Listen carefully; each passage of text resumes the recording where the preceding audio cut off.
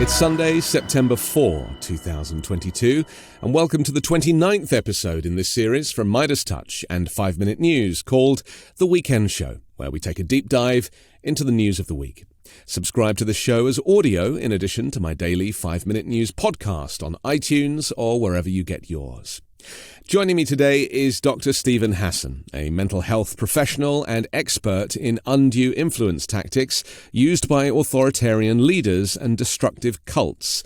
He himself was deprogrammed from the Moon cult in 1976 at the age of 22. He's the author of 4 books, including Combating Cult Mind Control, Freedom of Mind, and The Cult of Trump. Dr. Hassan, welcome back to the Weekend Show. Thanks, Anthony, and congratulations on your successful show. It's really great people are tuning in. I am. Thank you. I do appreciate that. And I put it all down to your first appearance that kind of set us in the right direction. Happy to help. And let's plug Midas Touch for giving us the platform to help get our message absolutely. out. Yeah. And the Midas Mighty. Yeah. You, as a kind of analyst of cults, must be having a field day right now because, you know, there is so much to look at. There's so much to work with, even just as a bystander. Obviously, there's a couple of things we need to look at. There's obviously these records that Trump has clearly stolen and kept in his Mar-a-Lago holiday home. And he's actually admitted to that crime several times now, both on Truth Social and on telephone calls with the media. So that's one thing. But the other thing that I think is more important right now is his followers and their reaction to these crimes. Because, you know, he is kind of banged to rights, isn't he? You couldn't really deny that criminal activity is taking place. And still, his people are rallying around him in an even greater way. Yeah, that's standard operating procedure for malignant narcissists. They're pathological liars and they think they're above the law. And yes, you know, there's so many stories that are coming out about trafficking and different cult leaders around the world. The most interesting thing relevant to your listeners is a growing schism in the New Apostolic Reformation Network, which I wrote about in The Cult of Trump as 40 million Americans base and the spiritual warriors that Mike Flynn is tapping into.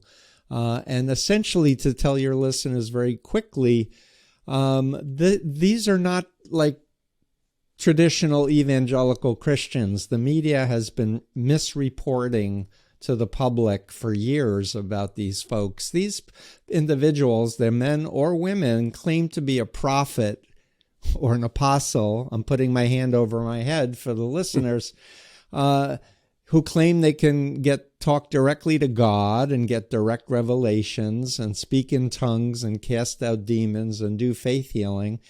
But they operate as authoritarian cults in the sense that they control their members' behavior, information, thoughts, and emotions to create a new identity that's dependent and obedient on the apostle or the prophet. And for those prophets who are sticking with their prophecy that Trump would win the 2020 election, they're in a bit of a bind because, at least in the Old Testament or the Torah for us Jews, it says if somebody prophesies and it doesn't come true, you should stone them to death, right? So these people who said Trump would win, God told them, and Trump didn't clearly win.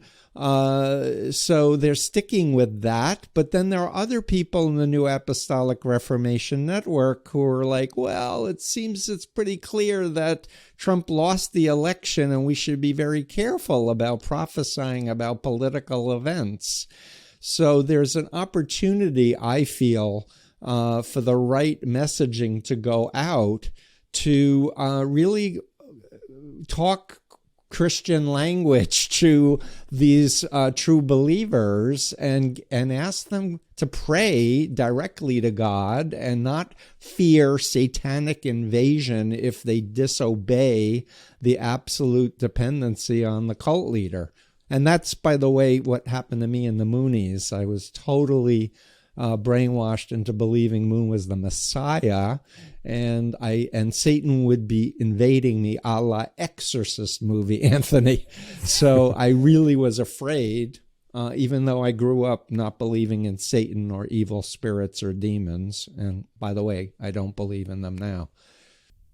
Do you think it's interesting, as I do, and as an independent journalist, I think a lot of independent journalists are often screaming at the media for leaving out the most important elements of this whole divisive politics, and that is the cult and the psychological aspects of this. And you know, they love having experts on television, but they very rarely have psychologists and psychotherapists and psychoanalysts on. And it's like, that's the most important thing, not just to analyze Trump, but to analyze his followers. Why are people falling for this stuff? Because it seems that anybody who is rational and living in reality sees exactly what's going on, sees exactly how Trump is manipulating people, sees exactly how his surrogates are going on television and taking elements and turning them and, you know, redelivering them.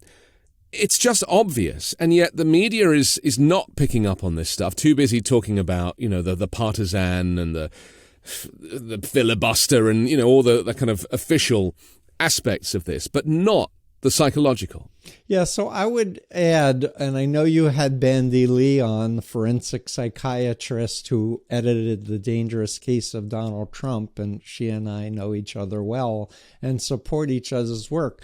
But she's an expert on dangerousness in courts of law. And why is the media not having her on all the time talking about this? I'm of the belief that there is kind of a conspiracy, if not an outright conspiracy, between Big Pharma and the American Psychiatric Association and their misuse of this thing called the Goldwater Rule, which is a guidance thing for APA members. Mandy's not a member. And her position and my position is we have a duty to warn. We're experts. So she's a psychiatrist. She should be on, and other mental health experts. But who else should be on, in my opinion, the media, is social psychologists, people who understand all of the cognitive biases and fallacies and errors of thinking. Because how we're going to get out of this polarization, in my opinion, is education.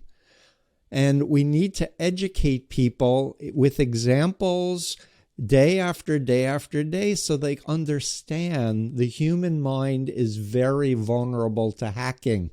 And we are so addicted to our cell phones and our platforms that unless we can step back, unplug our brains periodically every day, but also avail ourselves of other perspectives. And that doesn't mean listening to Fox all the time and hearing what they say CNN says, or listening to CNN to hear what Fox says, but actually availing yourself. And even better, reach out to family members or friends who don't believe as you believe and have respectful conversations with the attitude of, and this is my recommendation, hey, I could be wrong. You know, you may be right. I might be in the cult of Soros, and I may be brainwashed by the libtards.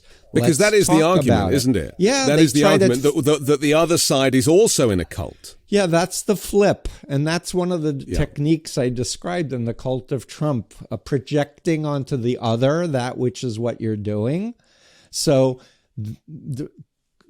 Trump stole or did a coup in the 2016 election, was blaming Hillary for trying to do a coup and steal the election. But it's once you understand it, and I'm going to cite a former FBI agent, and I'm forgetting his name, so forgive me, but he said when he trains his agents, he says, name it and claim it. When you're doing undercover work, if you can identify the techniques being used on you, then you can go meta to it and you can have an understanding of what the forces are that are acting. Can I just ask you about the level of belief from those people, whether it be Fox News hosts or whether it be Kellyanne Conway as a former spokesperson for Trump? Any of these characters, do they genuinely believe what they're saying?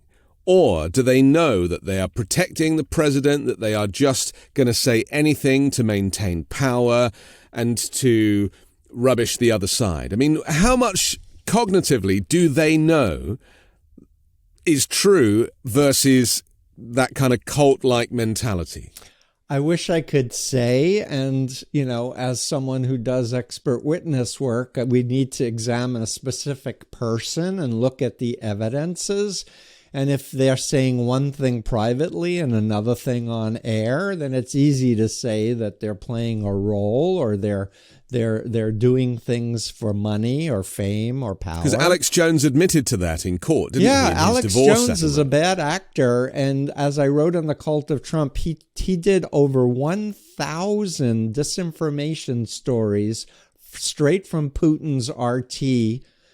Then Breitbart picked it up, then Fox picked it up, and then all the other mainstream media picked it up to say, look how crazy that is. But they were amplifying the disinformation. Yeah. I mean, Kellyanne Conway is married to a guy George Conway, who has admitted that Trump is a racist and is everything that we fear.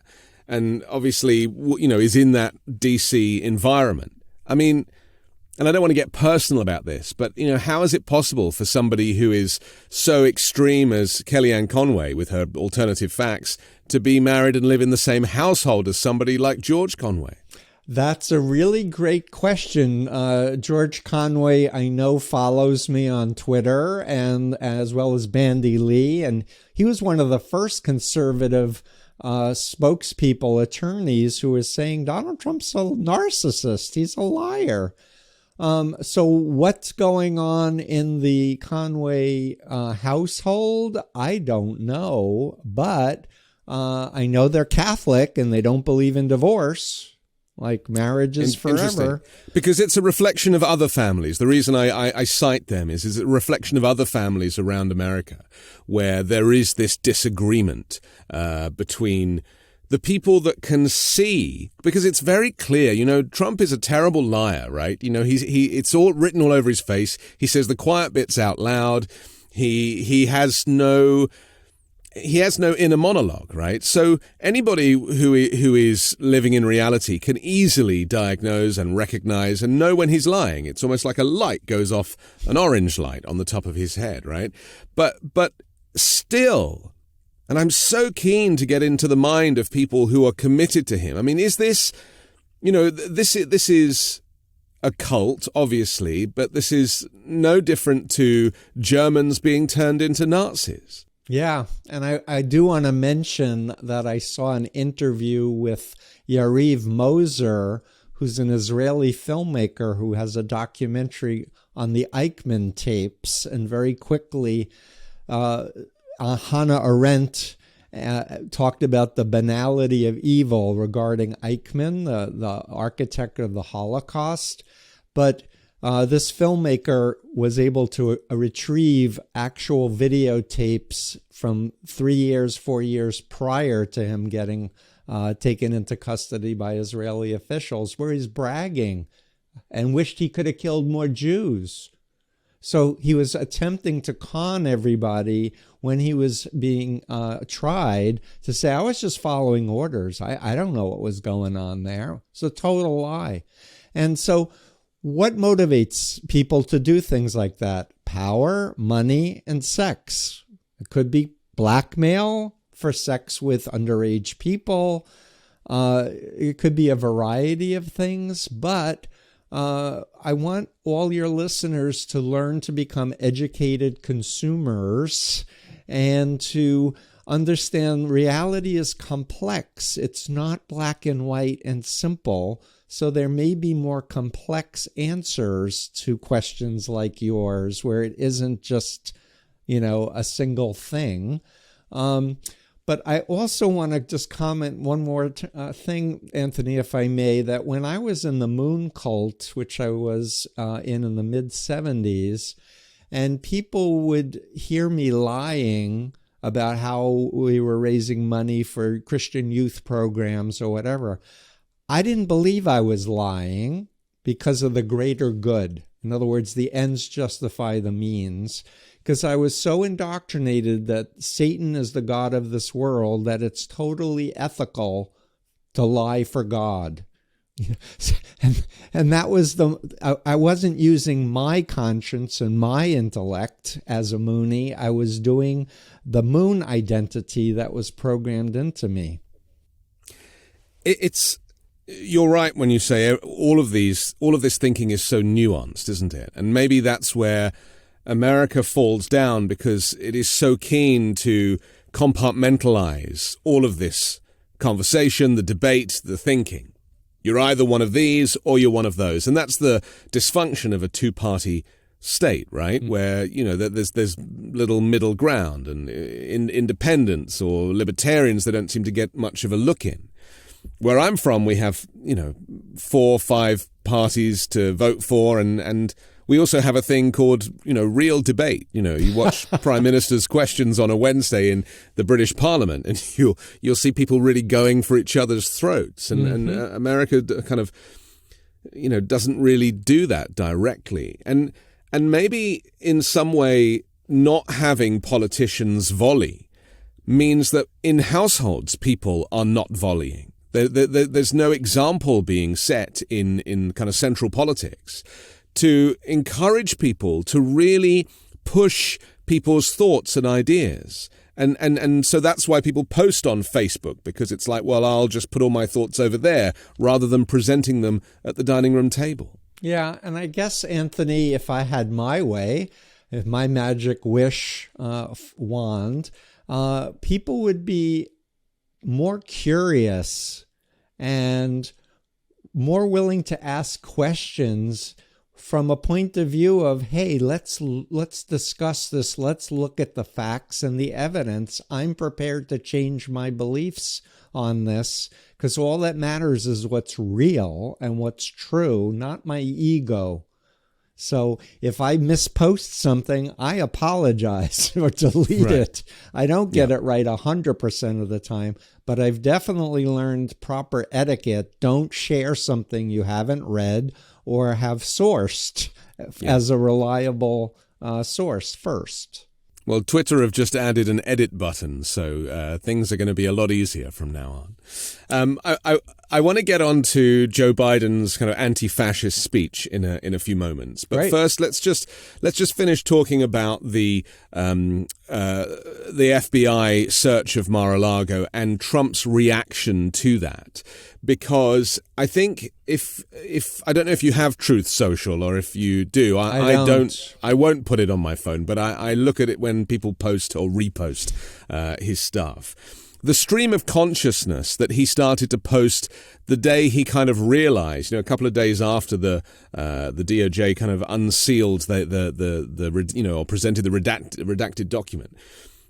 He panicked. His mind went into a meltdown. In fact, there was a hashtag floating around, Trump meltdown, where he started to kind of go full on conspiracy. He started to retweet QAnon material that he used to only hint at. He started to, talk about violence and an uprising. I mean, it was pretty terrifying stuff. What happened, do you think, to Trump in that moment where suddenly he realized, maybe for him, the first time in his life, that he'd been caught with his hands in the cookie jar?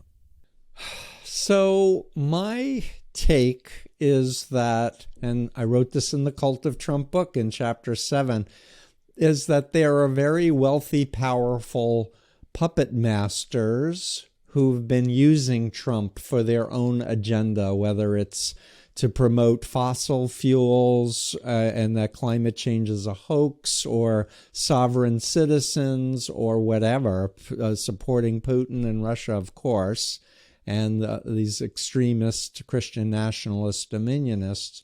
So I think that we got it wrong in the media to look at him as a mastermind coming up with these ideas on his own.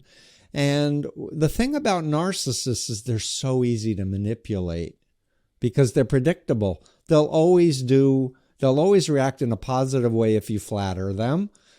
They'll always react and do what you want them to do if they think it's in their best interest, whether they're going to get money or more attention or followers.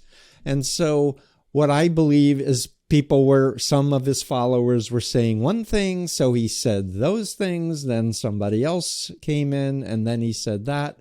And in mental health, we have a term, forgive me for using a jargony term, it's called decompensating. And that means people are like starting to fall apart.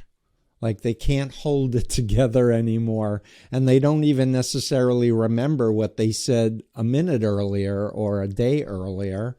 So it's kind of, like you said, stream of consciousness stuff. He's a very dangerous figure, and he's compromised the security of the United States and free people all over the world. And he needs to be arrested as soon as possible, in my professional opinion, because no man or woman is above the law. That's what we keep hearing. And yet I do think these threats of violence has caused this administration to kind of walk around on eggshells because they don't want more gun violence in the streets. And yet that's exactly what Putin wants. Putin, infiltrated the NRA. Maria Butina was a revealed agent. Now she's a parliamentarian in Russia. They want Americans to kill each other because then they can say to their people, look what happens in America. They're killing children and they're doing nothing to stop it. Where if you're in Russia, I am told, and police find a bullet in your car, you're going to jail. You don't even have a gun, just a bullet. You're going to jail. They don't allow assault rifles. Trump fans, people who are very much in the cult of Trump, who are wearing the MAGA hats, they love the chaos, don't they? Like they're so anti-establishment. They've been led to believe that he is anti-establishment. He is a rebel. So even if he did steal documents, there's going to be a percentage of people who are like, yeah, great, because, screw the DOJ and screw the FBI. And that is obviously very dangerous, to rubbish our institutions, because that's what creates safety in a country like this. But my concern is that a lot of the analysis of Trump supporters is that they must be stupid, which I don't agree with, that they, eventually they'll all get prosecuted, as many have done off the back of January 6th. Mm-hmm. But really they want him to be bad. They want him to cause chaos. They want him to break the law. It's almost like the cult they're so involved that they don't care if the country burns. Yeah, they've been programmed to create chaos. They're following the Steve Bannon, model, and they maybe even listen to his podcast as well as Alex Jones, or they're nihilistic, or they've been programmed with cult beliefs like you create your own reality. So if you believe in Donald Trump, things are going to magically work out. Because that's my mindset when I was in the Moon cult. Moon is perfect. He talks directly to God. He says that he knows that Nixon should be president because God told him, and yours truly fasted on the Capitol stairs in 1974 for Richard Nixon to be president despite Watergate, even though I hated Nixon and thought he was a crook before I was recruited into the Moonies. So they're following the indoctrination, and the way out of this rabbit hole, honestly, and I actually did a TEDx talk on how can I know if I've been brainwashed. You need the 4-step reality testing strategy that I described. The first step is like unplug. Like just turn off the social media, stop listening to the radio stations you've been listening, walk in the woods, play with your dog, go fishing, hang out, listen to fun music, and just let your brain come back to, baseline somewhat. Because it's a state of hyper activity, isn't it? To see all these feeds and to be drawn by the media and to be in the Facebook space. I mean, it's almost too much for our minds. It is, exactly. So people need to understand that we are connected to reality through our 5 senses, and that if we're overloaded with too much input, especially emotionally provocative fear and anger and revenge feelings and such, our critical thinking, our frontal cortex goes offline, and you can be programmed to believe anything, that you're a space alien in a human meat suit, or that, gravity is just a thought. It's a construct. And if you don't believe in it, you can step off the top of the building and you won't die. Huh? This is the flat earthers, right? That's the same thing. Flat earthers, but go back to the Matrix movies, please, right. Because so many of the indoctrination paradigms, and ISIS was using the Matrix too, by the way, as well as the Lord of the Rings, to help recruit and indoctrinate people. Oh, and I left out video gaming programming that is encouraging people to think it's fine to kill as many people as possible in the shortest amount of time. And like this is because reality is indefined, or reality becomes something that is only in a certain area of consciousness. Yeah. So that if you can go into a virtual world and behave like this, what is to stop you from taking that behavior and placing it into the real world? Is it the line between the real and the virtual becomes blurred? Yeah, and I'll go one step further. I'm trained in hypnosis since 1980. As I was researching brainwashing, there was a missing element. And when we are in a hypnotically induced state of mind, up is down, left is right, because we're not in the real world engaged in real time with feedback here.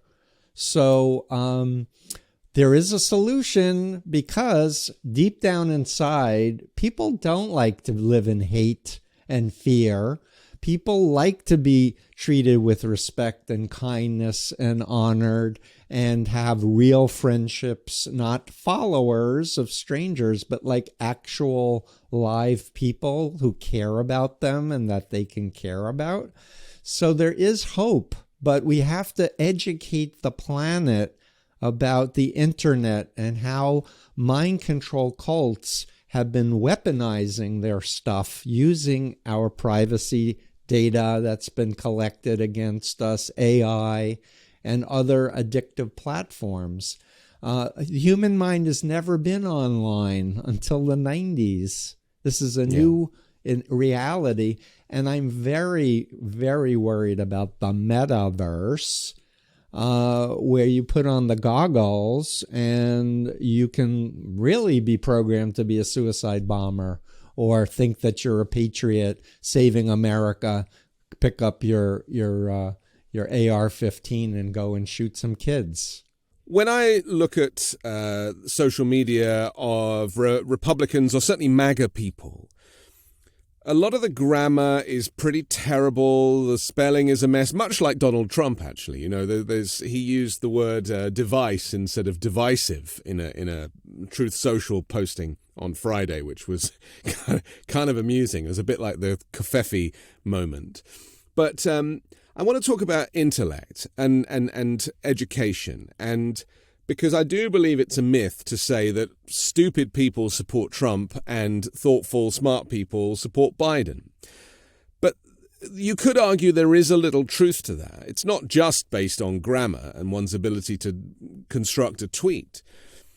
But where does that sit for you? I mean, is it because you write in your book about, yourself being indoctrinated into a cult? You're a smart, educated guy. You were 22 at the time, I'll give you that. But there is access to vulnerabilities. You write about everybody has vulnerabilities. What is it about the people that are attracted to Donald Trump? Are they undereducated? We know America is not one of the great educators of the world. And yet, despite that, all of my favorite stuff from playwrights and authors and great thinkers all tend to be American. So what is this disparity between the level of intellect of people that are drawn to one team or the other? Oh, boy. So I want to say that it is a error to believe anyone who's been in an authoritarian cult or controlling relationship is stupid or weak or uneducated, because there are tons of us who are extra honor students, skipped 8th grade, etc. I was reading postgraduate level when I was 8 years old. But what I want to say is that my thesis is the bulk of the cult of Trump are in cults, and they're following their leader who's saying we need to follow Trump now.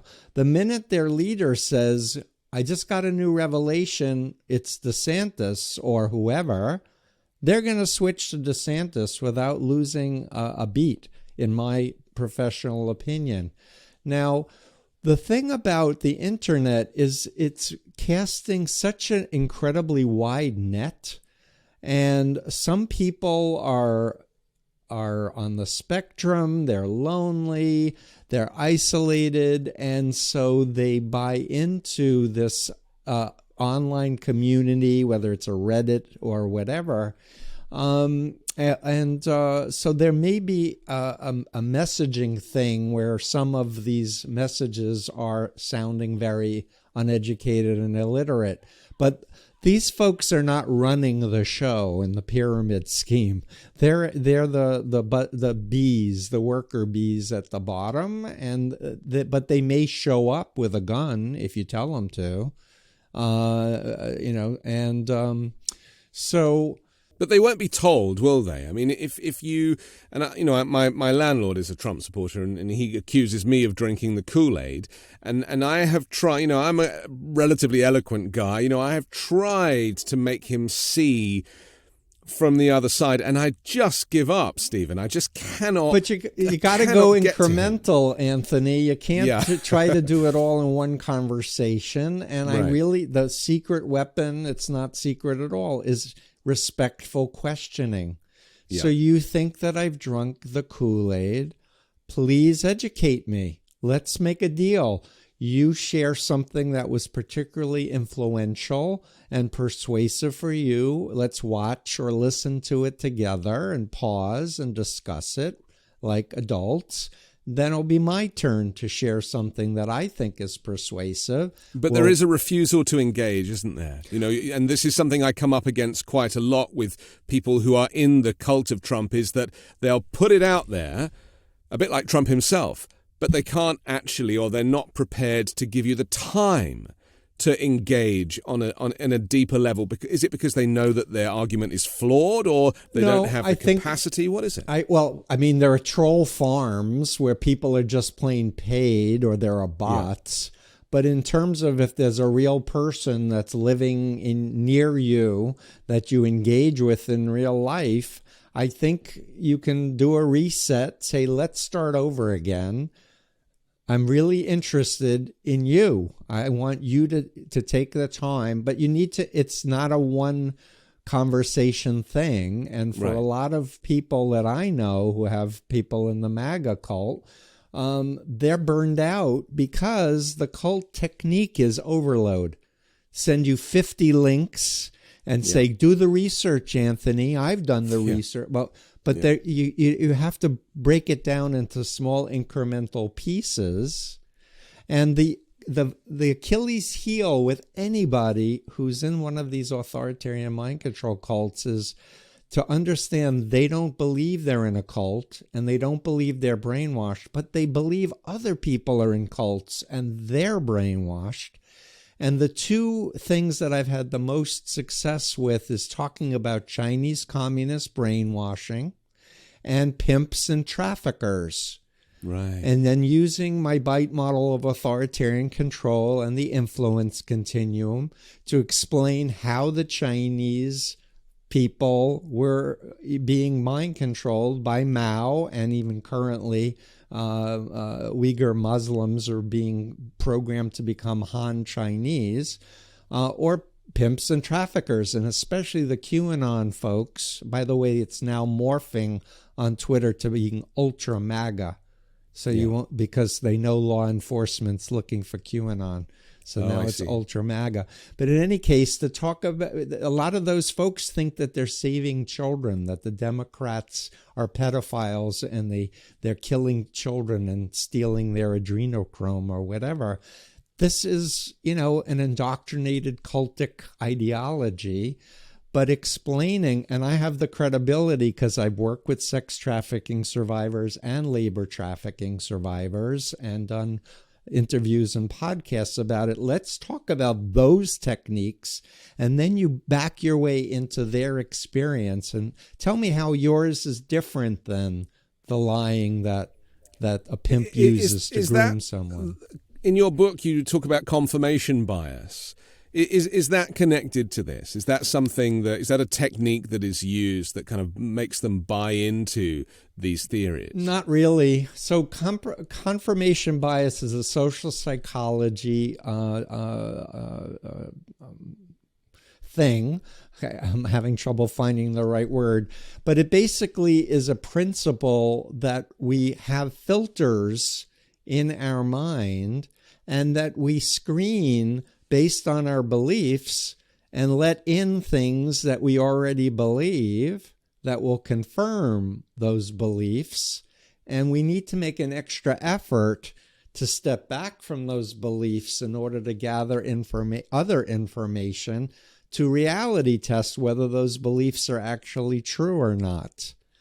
And so what I'm shocked by is that money is, I'm not shocked by the fact that money is driving the media, but what I'm shocked at is how little it seems the top brass of the 5 or 6 major corporate entities that control most of the media in America are not thinking of the future of the planet and their children and their grandchildren, and are not realizing you can't just, follow the tail wagging of a dog. You have to put the leash on the dog and lead the dog. Right. It's not the other way around. Isn't that the line between being a kind of commercial entity and a public service broadcaster? And, if you're a public service broadcaster, you have a duty to warn. So if there's a tsunami coming, you have to make a public service announcement. If the rise of fascism is coming, you have to make a public service announcement and stick to it and not be distracted by events that are more trivial. Right. And use as well-established journalistic standards for truth-telling or for fact correction if a message is incorrect. And America doesn't have those channels anymore. I mean, right? We used to. The yeah. FCC had guide rails up, right? And those got voted down during Republican administrations, unfortunately. And this has been a project over 40 to 50 years, getting to the point where we are now. By the way, this is not just a phenomenon since Trump arrived. This has been the Council for National Policy, the Moonies. The Washington Times is a Moonies publication. Yeah. They had a TV broadcasting facility in D.C. This has been a project to dismantle democracy and America's prestige. Why? Because if you're polluting the ground, you don't want government regulations. You don't want to have to pay fines. If you're a dictator from another government, you want to see America flailing about so they can't meddle in your control of your people.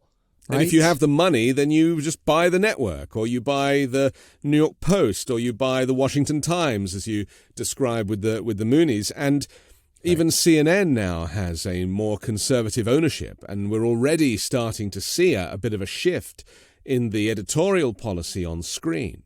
But, the major broadcasters, the CBS, the ABC, and the NBC, none of them carried Joe Biden's address to the nation on Thursday night. None of them. They were showing home improvement or something. I didn't realize that. That is, shame on them, if I may. Right. Not that they'll listen to me. But we really need leadership that's moral, that's based on values. And I've actually written a blog against Ayn Rand and people who believe in the Fountainhead and Atlas Shrugged, like Paul Ryan, former politician, and Milton Friedman. She was preaching selfishness is good and altruism is evil. And so a lot of these folks are libertarian, thinking the less government, the better. And why pay for roads? Why pay for public education? I'll pay for my own kids' education or whatever. Well, we've seen the negative effect of that in Mississippi, where there's no drinking water or even washing water, bathing water. There's no water for irrigation or to clean a car. Right. And that is the tragedy of focusing on banning trans athletes and not actually thinking about the very basics of humanity. And there, of course, you have 38% of Mississippi is black, and they're the people that are suffering the most. Let's just go to Joe Biden's speech, because it was a significant moment in history. Yep. And I actually think we're going to probably look back on this speech, or historians certainly were, at a moment when an American president stood up against, a little bit like Churchill to Hitler. He warned American democracy was in grave peril by Republican forces loyal to Donald Trump, who fan the flames of political violence in pursuit of power at any cost. And I'll just quote him. He said, "Donald Trump and MAGA Republicans represent an extremism that threatens the very foundations of our republic." And he kind of went on to basically say the F word, which is something that I've been talking about for months on this show. Fascism, to understand the importance of identifying fascism and the difference between a free America and America that is under the control of fascists. And I mean, we have never been so close, have we? No. And it's I'm 68, so I grew up in the Cold War era. I was in the last draft lottery to go to Vietnam. I've seen, the highs of America, but also there's so much that America has done immorally, improperly, too, that we have to be held accountable for. But I like the aspirational piece of his message that, look, democracy is an idea, but it's not going to happen unless we roll up our sleeves individually and personally and work for it. And the fact that so many Americans have not been voting, there have been more and more in the last two elections, but we need a redo in the systems, and I really think the Supreme Court allowing for dark money, endless amounts of dark money for anyone to give to political candidates is a big mistake. I think that needs to be changed. I'm not sure how fast it could be changed unless the Democrats win a supermajority and put Voting Rights Act in place and Equal Rights Amendment in place, etc. There's a way out, but I really think that name calling alone is not going to do it. There needs to be substantive policy. And if anyone's listening from the Biden administration, we need psychological education for Americans and the world on how the mind works and what social psychology teaches us about biases, and to start putting rules in place to get us back on track, that we can't have a shared positive reality if anything goes, or whoever has the most money wins. But the opposite seems to be happening. I mean, we seem to be regressing to Neanderthal man with knuckles dragging on the ground. I mean, that really is the kind of where it's some at. are, but I don't want. I think there's a danger in amplifying the threat of violence too much. Yeah. I really do. Because it's such a small minority. It's because vocal but well-funded minority, and state actors and former American military veterans who know how to do psyops, like Michael Flynn, for example. He needs to be brought back in the military and court-martialed, in my opinion, now. And this whole notion with the law, and this will be a plug for my doctoral dissertation, which is trying to connect the dots with trafficking law and models of brainwashing and mind control with my model, and how we could present in an ethical, just way to judges or juries how to evaluate undue influence of a predator or predatory group over a vulnerable person, and the control of behavior, information, thoughts, and emotions to make them dependent and obedient. That needs to be ingrained in the law, where we can criminalize it, just like Keith Raniere is now in jail for 120 years on trafficking. Yeah. Do you think Joe Biden could have used some of that language in the speech? I mean, do you think that stuff goes over well instead of... I appreciate you said he was name-calling, but he was actually calling out for the first time, really, stuff that he's felt very deeply for a very long time personally. And he never used to use Trump's name, right? He would always refer to him as my predecessor, or the former guy. Yeah. But this time it was Donald Trump and his MAGA Republicans using extremists. I mean, by the standards of civility, he's absolutely right to say all of those things. Yeah, but, and it is fascist. But it doesn't go down very well with the people who are on the receiving end. Correct. I mean, so who is he messaging to? And it seemed to me like he was messaging to his base, the Democrats, and people who are independents who like democracy, but not to the people who are in the totalist cult. And again, for me, my messaging, if I was asked, would be more nuanced, where it wouldn't be an us versus them frame, but rather we do have choices, but we really need each other for our mutual survival. And again, I just think that this is a public health crisis, and we need to do preventive inoculations in schools and through the media on how to discern unethical mind control techniques and unethical hypnosis, etc. We need to train mental health professionals and other experts, educators and law enforcement, in how to do interventions with people who are believing this way. And then we need to make it destigmatized, and we need a recovery program in public health terms for people exiting. Because as someone who exited a cult in 1976, I was so confused and ashamed and embarrassed that I couldn't even call the Moonies a cult for 3 months, right? And so I have a group of colleagues who are former members of other cults, and we're trying to do a hashtag I got out movement to just say, look, it happened to me. I was in a controlling cult in the 70s, or I was in a controlling relationship with a narcissist and I finally got out. And destigmatize it and make it okay. Put the focus on now and a positive future.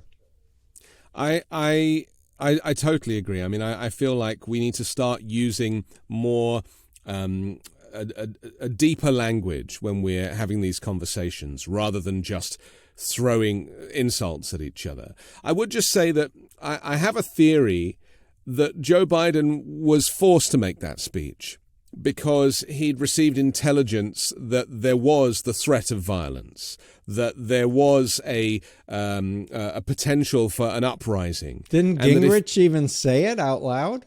Well, and he's now being, invited in by the January 6 committee. Yeah. But I read yesterday that in June, and police in Idaho arrested 31 members of the white nationalist group Patriot Front, packed into the back of a U-Haul at a pride event. I mean, this is like a pyramid scheme of white nationalists, which is now spreading across America. And I read this just after I'd seen Joe Biden's speech, where I'd had this thought that, hang on a second, he's doing this now with not much notice, getting this together, putting it on television, because if he doesn't, something terrible could actually happen, a significant event, the start of a civil war of sorts.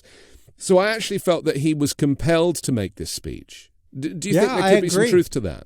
No, I agree. I mean, think about the fact my former cult has a gun factory making AR-15s and has a religious cult, the Rod of Iron Ministry, that says you can only worship God with an AR-15. They have 2 training compounds teaching people how to kill on the streets. Alex Jones has been talking about this for at least a decade or two, so that people would buy his supplements and become trained to be a survivalist.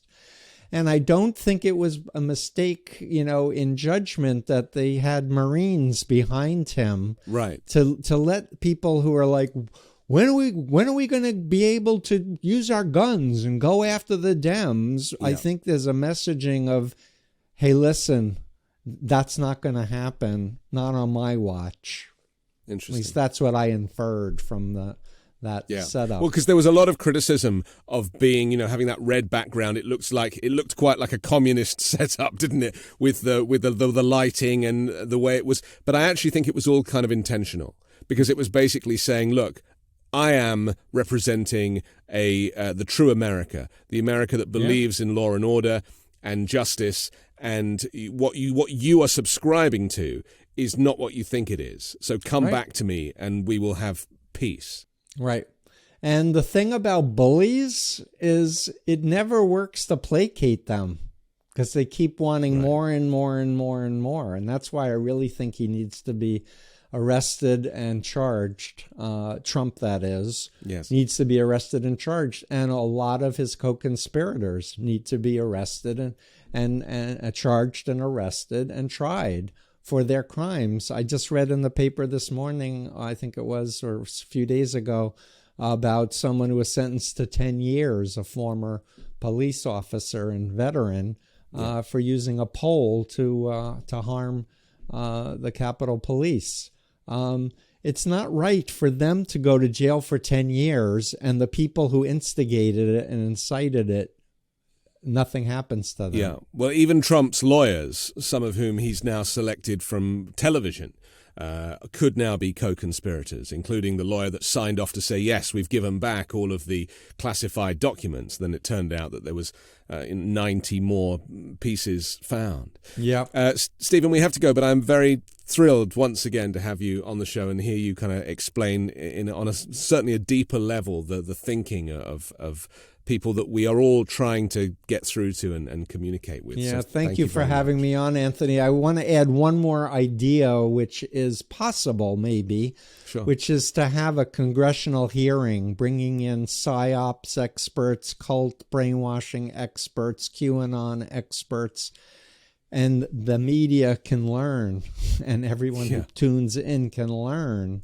what they need to understand about this. Okay. Thank you so again. much. Of course, not at all. So there, Dr. Steven Hassan. I'm Anthony Davis. Don't forget to subscribe to The Weekend Show on YouTube or as an audio podcast, and also the 5 Minute News Daily Podcast, which drops every morning so you can hear me tell you the day's news while you drink your coffee. Join me next week, a brand new special guest, 3 more factual news stories to discuss on the 5 Minute News Weekend Show with Midas Touch.